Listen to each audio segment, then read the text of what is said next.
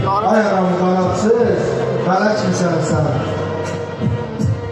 Ver mənə qırışan göz ətrafını, al mənim saf təmiz üzümü ana. Ver mənə dən düşən o saçlarını, al mənim qapqara saçımı ana.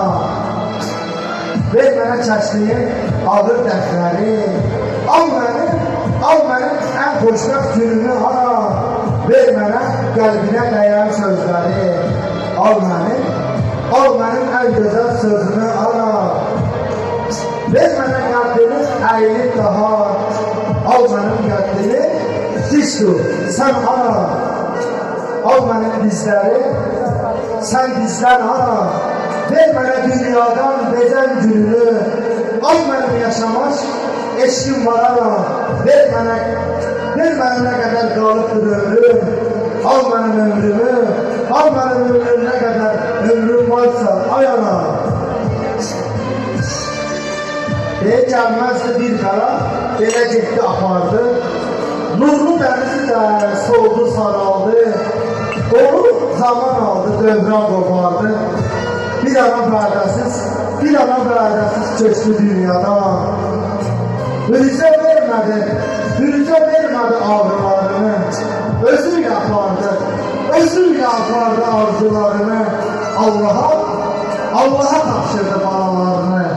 Bir ana pərdəsiz köçdü dünyadan. Yatmadı gecələr övlad böyüktü, ən gözəl çalandı, ana öldü.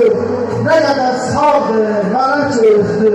Bir ana pərdəsiz köçdü dünyadan.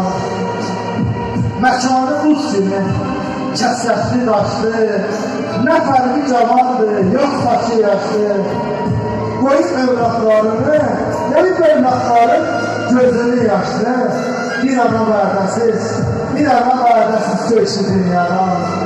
Analar çitəsdir, cəfası yoxdur. Anasız olanın duası yoxdur. Gördü ki heç kimin faydası yoxdur. Bir ana pərdəsiz köçdü dünyadan. Sağ ol.